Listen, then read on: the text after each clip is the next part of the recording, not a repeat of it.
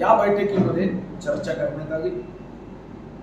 यासोबतच देशाला विश्वगुरु बनवण्याच्या दृष्टीने जे प्रयत्न केले जात आहे, देशाला आत्मनिर्भर करण्याच्या दृष्टीने जे नियोजन करण्यात आलं आहे, या संदर्भात कार्यकर्त्यांनी आपापल्या भागामध्ये मंडळापर्यंत, गावापर्यंत सरकारच्या योजना पोहोचवण्याच्या दृष्टीने योग्य नियोजन करावं असाही एक विचार या बैठकीमध्ये व्यक्त करत त्याही संदर्भात नियोजन करण्याचा निर्णय करण्यात आला आहे। पंतप्रधान नरेंद्र मोदी यांनीही या बैठकीला संबोधित सर, कार्यकारिणी की बैठक झाली मराठीमध्ये, कार्यकारिणीची बैठक झाली, कुठल्या विषयावर बैठक होती, काय अजेंडा? साधारणतः कोरोनाच्या वैश्विक महामारीनंतर ही प्रत्यक्ष कार्यकारिणीची बैठक व प्रदेश प्रमुखांनी व्हर्च्युअल आभासी पद्धतीने या बैठकीमध्ये भाग घेतला। भारतीय जनता पार्टीच्या सुदृढ व सेवाभावी संघटनेच्या दृष्टीने या राष्ट्रीय कार्यकारिणीमध्ये मंथन आणि चिंतन झालं। यासोबतच जगामध्ये भारत देशाने 100 कोटी वॅक्सिन, जे साधारणतः अमेरिकेपेक्षा दुप्पट, युरोप देशापेक्षा 5 पट व जगातल्या अतिशय प्रगत व विकसित देशांनी आदर्श घ्यावा अशा पद्धतीने, आणि तेही देशामध्ये जसं संशोधन झालं अशा वॅक्सिनचा भारताने या वैश्विक महामारीमध्ये जो उपयोग केला, ज्यांच्या नियोजनाबद्दल जग कौतुक करताय, या संदर्भामध्ये हर घर दस्तक योजनेच्या माध्यमातून जे कुटुंब, जे परिवार, जे सदस्य, जे सन्माननीय नागरिक अजूनही वॅक्सिन पासून वंचित राहिले असतील, भारतीय जनता पार्टीच्या संघटनेच्या माध्यमातून प्रत्येक कुटुंबाला वॅक्सिनचं सुरक्षा कवच देण्यासाठी पुढाकार घेण्याचाही या बैठकीमध्ये चर्चा करण्यात आली। आज देशामध्ये देशगौरव नरेंद्र मोदींच्या नेतृत्वात विकासाकडे वाटचाल होत असताना काही राजकीय पक्ष विरोधासाठी विरोध करत एक विकृत राजकारणाला जन्म देत आहेत, याचाही सामना आपल्या संघटन शक्तीच्या माध्यमातून करण्याच्या दृष्टीने या बैठकीमध्ये चर्चा झाली। 5 राज्याच्या निवडणुकीच्या संदर्भात भारतीय जनता पार्टीने जनतेच्या मनामनापर्यंत भारतीय जनता पार्टीच्या विकासाचा विचार पोहोचवत पुन्हा एकदा 5ही राज्यामध्ये विजय प्राप्त करण्याच्या दृष्टीने साधारणतः एकूण असणाऱ्या देशाच्या राजकीय क्षेत्रामध्ये जे स्वार्थासाठी पक्ष जन्माला आले, ज्यांचा विचार हा देशहितापेक्षा व्यक्तिगत स्वार्थाचा आहे, त्या विरुद्ध एक राजकीय प्रस्ताव मांडण्यात आला। ज्या राजकीय प्रस्तावातून शुद्ध 24 कॅरेटचं राजकारण करणारे व जनतेला भूल थापा देऊन सत्ता प्राप्त करण्याचा स्वार्थ साधणारे, या संदर्भातली खरी ओळख ही लोकांना व्हावी या दृष्टीने गावागावापर्यंत सरकारच्या योजना, शेतकऱ्यांच्या संदर्भात घेतलेले शेतकऱ्यांच्या बाबतीतले निर्णय, गोरगरिबांच्या गरीब कल्याण योजना या लोकांपर्यंत कार्यकर्त्यांनी पोहोचवाव्यात, त्याची माहिती पोहोचवावी। अन्यथा काही या देशातील चकवे जे भाष्य करताना याची जाणीवही ठेवत नाही की आपण काय बोलतो, म्हणजे काही राजकीय पक्षाचे नेते असं सांगायला लागलेत की आमचं सरकार आलं तर आम्ही पेट्रोलचा टॅक्स 50 रुपयांनी कमी करू. खरं तर यांच्या बुद्धीची कीव केली पाहिजे, कारण केंद्राचा टॅक्स हा 32 रुपये 90 पैसेचा आहे. म्हणजे मुद्दल ज्या खरेदी किमतीमध्येही आम्ही सूट देऊ, अशा ज्या बिंडोक कल्पना काही नेते काढतात, यांच्या हाती देश कधीच सुरक्षित राहू शकत नाही, ज्यांना साधं अर्थशास्त्र समजत नाही.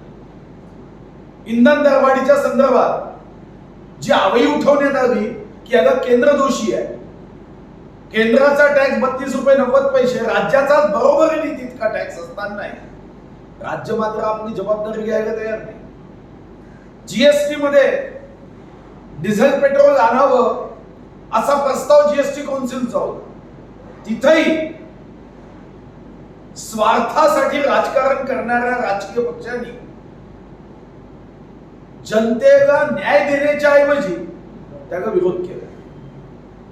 अशा अनेक राज्याच्या जबाबदाऱ्या पूर्ण न करता केंद्रावर बोट दाखवायचं, नावं बोट ठेवायचे, असं हे स्वार्थी आणि शूद्र राजकारण या विरोधात, या संदर्भामध्ये राजकीय प्रस्ताव व समारोपामध्ये कार्यकर्त्यांनी देशगौरव नरेंद्र मोदीजींनी समारोपामध्ये हा पक्ष देशहितासाठी काम करणाऱ्यांचा पक्ष आहे. हा कोणत्याही परिवाराचा उदो करण्यासाठी या पक्षाचा जन्म झाला नसून देशाचा उदो करण्यासाठी या पक्षाच्या कार्यकर्त्यांनी काम केलं पाहिजे.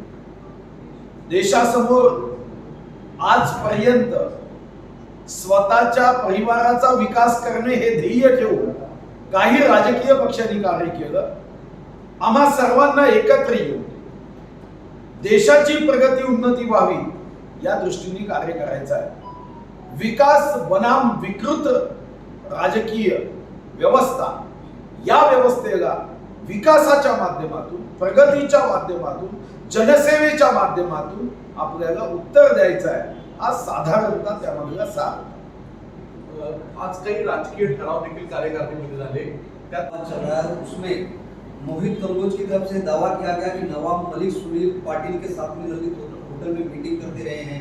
आज एक और मंत्री का नाम सामने आया, असलम शेख का. उनके कॉल रिकॉर्ड की जांच की मांग की गई है, लेकिन नवाब मलिक ये कह रहे हैं कि मंत्रियों को या फिर वीआईपी लोगों के बच्चों को फंसाने के लिए ट्रैप लगाया गया था.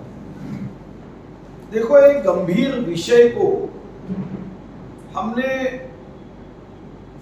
अपने राजनीतिक स्वार्थ के लिए डाइल्यूट कर दिया. इस देश के सामने ड्रग्स माफिया को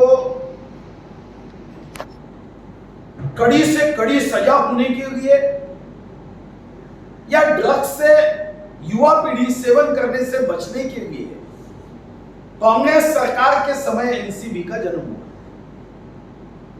अब एनसीबी के अधिकारी अगर कोई एक्शन करते हैं, कार्रवाई करते हैं, उसमें अगर आपको लगता है कुछ त्रुटियां है, तो आप तो मंत्री हो भाई, आप आपके सरकार के माध्यम से सही दिशा दे सकते हो, या मंत्री के नाते राजभवन में जाके राज्यपाल महोदय के माध्यम से शपथ लेते समय आपको अगर कोई जानकारी है तो वो जानकारी सही और संबंधित व्यक्ति तक पहुंचाने की जिम्मेदारी आपके पास है. यह एक ऐसा ड्रग्स में विकृत खेल शुरू हो गया है. कभी 365 दिन मंत्री की जिम्मेदारी, या अगर कहीं पे उन्हें कोई दोष नजर आता है तो वो दोष दूर करने की एक्शन से हमें प्रतीक के रूप में देखी जाती थी. आज मंत्री पत्रकार परिषद ले रहे, खुद ही न्यायाधीश बन गए हैं, खुद ही वकील बन गए हैं. अब ये नई जिम्मेदारी मंत्री के ऊपर आ गई है. वही कहते हैं कि शाहरुख खान के बेटा निर्दोष है, ये तय करने का अधिकार हमारे देश का संविधान उन्हें नहीं देता. और उनके पास अगर कोई ज्यादा की जानकारी होगी, कोई आम आदमी जो मंत्री नहीं है वो प्रेस कॉन्फ्रेंस लेकर कुछ जानकारी दे तो मैं समझ सकता हूं, मगर मंत्री के नाते अगर आपके पास कुछ जानकारी है तो आप एनसीबी के पास जाइए। आप सीबीआई की तरफ राज्य सरकार मंत्रिमंडल का एक प्रस्ताव करके सीबीआई की जांच को भी आमंत्रित कर सकता है। आप कोई सुप्रीम कोर्ट के निवृत्त न्यायाधीश की चौकसी लगा सकते हो। सरकार का अधिकार है, रूल्स ऑफ बिझनेस पर्यंत बदल मारतात आणि आज परत उल्लेख करतात की मला भाजपाच्या विषयी राग नाही का, तर एका अधिकाऱ्याविषयी किंवा त्या कार्यव्यवस्थेविषयी राग आहे।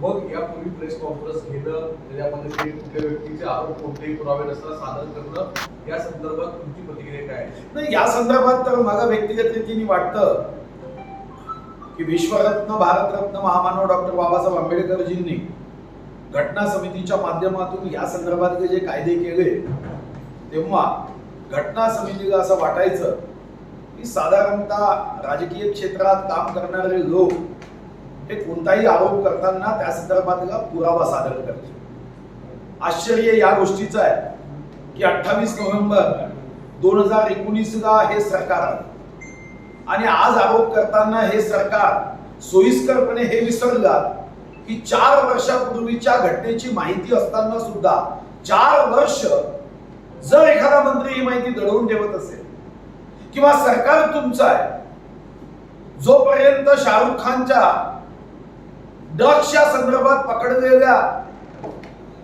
या केसची माहिती किंवा ड्रग्स मध्ये तो आरोपी होत नाही तोपर्यंत ही माहिती दडवून ठेवणं हाही मोठा गुन्हा आहे। मंत्री असताना पुरावे नसताना अशा पद्धतीने आरोप करणं, अरे ज्याची माहिती तुम्हाला 4 वर्षांनी होते, 4 वर्षापूर्वी जर एखाद्या वेळी चुकून असा कोणी व्यक्ती असेल की ज्या व्यक्तीचा या गाण्याच्या संदर्भात त्या ठिकाणी त्यांनी काही असिस्टंट डायरेक्टर म्हणून किंवा कोणत्या पदावर काम केलं असेल याची माहिती संबंधितांना असण्याची आवश्यकता असत नाही। आणि महत्वाचं त्याला अटक करताना हीच भावना होती की कोण कोणाच्या गाण्याचा असिस्टंट डायरेक्टर आहे महत्वाचं नाही, जर चुकीचं असेल तर त्याला संविधानाच्या चापकानी फोडून काढलं पाहिजे।